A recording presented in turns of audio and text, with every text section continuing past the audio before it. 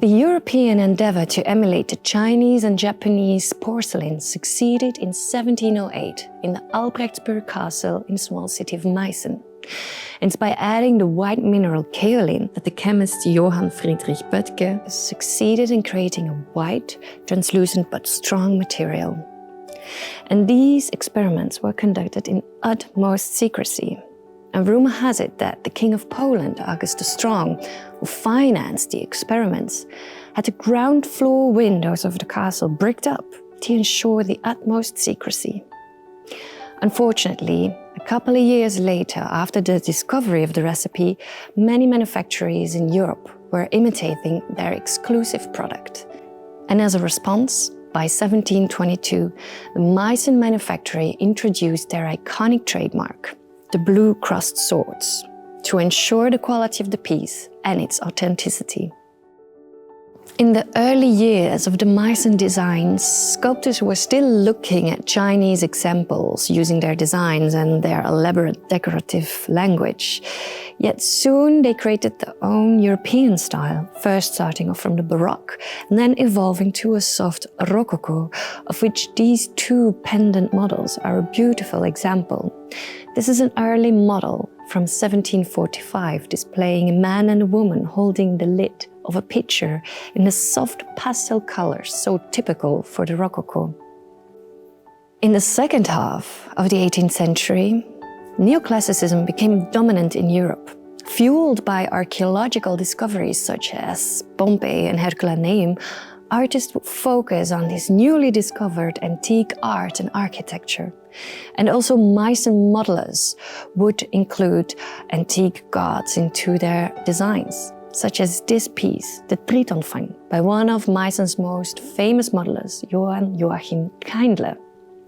He includes the god Triton, half man, half fish, being caught in a net. But also French sculptors were hired by the Meissen manufactory. And it's Victor ACIER who also brought the neoclassicism to one of its high points at the Meissen manufactory. And this figure group, depicting an allegory of trade, is one of his most impressive designs. We see Mercury standing in the middle, surrounded by allegorical figures, symbols for items required for good trade, such as a river god, referring to good transportation, a nymph seated on corn, referring to good agriculture, or small putti mining coal.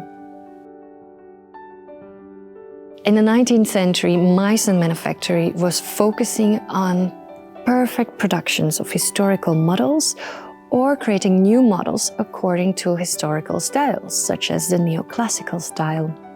And two beautiful models of these 19th century are Flora from 1886 and Raub der Jugend, it's time taking away youth, from a couple of years later, 1889. Towards the 1900s, young progressive artists wanted to steer away from the older academic styles such as neoclassicism, and they found a new language in the Art Nouveau.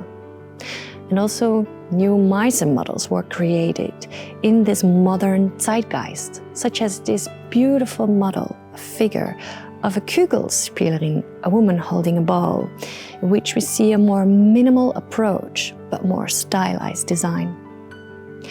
We are absolutely thrilled to showcase all these pieces of Meissen porcelain that depict a small part of a very rich 300 years history of this extraordinary manufactory.